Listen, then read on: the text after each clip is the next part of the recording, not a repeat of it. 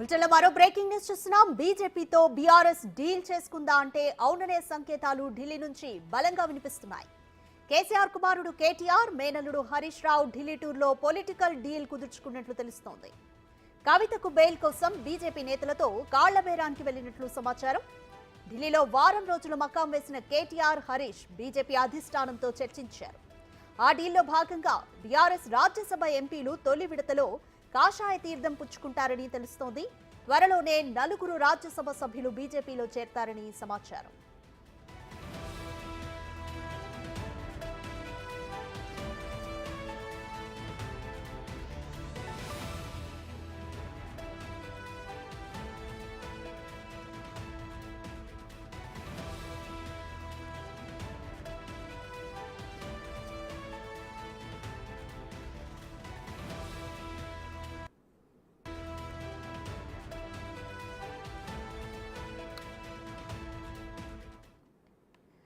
Right, బీజేపీతో BRS deal కుదుర్చుకుందా అంటే అవుననే సంకేతాలు బలంగా వినిపిస్తున్నాయి. ఈ డీల్లో భాగంగానే బీఆర్ఎస్ రాజ్యసభ ఎంపీలు తొలి విడతలో కాషాయ తీర్థం పుచ్చుకుంటారని కూడా సమాచారం అయితే అందుతుంది. ఇదే విషయానికి సంబంధించి మరిన్ని అప్డేట్స్ ఢిల్లీ నుంచి మా ప్రతినిధి శివ, అలాగే మా ఇన్పుట్ ఎడిటర్ పవన్ కుమార్ అందిస్తారు. రైట్ శివ, మీరు చెప్పండి, ఈ డీల్ ఎంతవరకు నిజం అనుకోవచ్చు?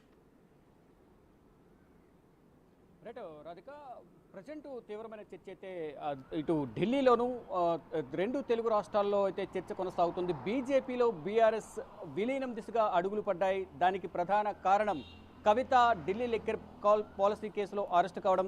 ఇటు 2 కేసుల్లో కూడా Delhi liquor policy money laundering కేసులను, ఇటు సిబిఐ కేసులో కూడా కవిత అరెస్ట్ అయ్యి దాదాపు 115 రోజులుగా కూడా తిహార్ జైల్లో ఉన్నారు. దానికి ప్రధానంగా దానిని ఉద్దేశించి ఢిల్లీ పర్యటనకు వచ్చాము. కవిత బెయిల్ పిటిషన్ సుప్రీంకోర్టులో బెయిల్ పిటిషన్ దాఖలు చేయడానికి ఢిల్లీ వచ్చామని ఇటు కేటీఆర్, హరీష్ రావు చెప్పినప్పటికీ దాదాపు 5 రోజుల పాటు ఢిల్లీలోనే మకాం వేశారు. అంటే ఎవరికీ తెలియకుండా అత్యంత గోప్యంగా ఢిల్లీ పర్యటన అనేది కొనసాగింది. ఇక 5వ రోజు మీడియాకు సమావేశం ఏర్పాటు చేసి వారు ఢిల్లీ పర్యటనకు ఎందుకు వచ్చారు, ఎందుకు రావాల్సి వచ్చింది అనే దానిపై కూడా మీడియాకు వివరణ ఇచ్చారు.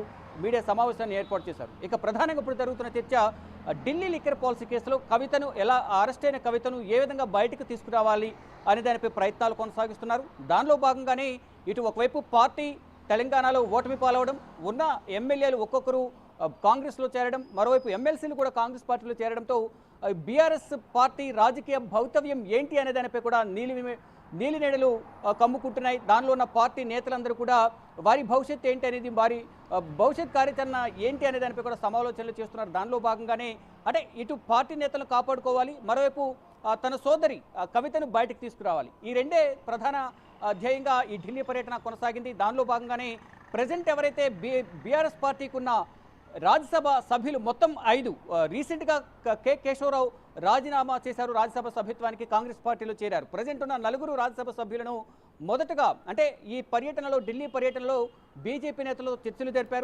జరిపిన నేపథ్యంలో ఇద్దరి మధ్య ఒక డీల్ అనేది కుదిరింది. మొదటి దశగా ఎవరైతే రాజ్యసభ సభ్యులు ఎవరైతే ఉన్నారో 4 మదన్ మోహన్ రావు, అలాగే సురేష్ రెడ్డి, బదిరాజు రవిచంద్ర, అలాగే పార్థసారథి, వీరి 4 కూడా త్వరలోనే బీజేపీలో చేరబోతున్నారు.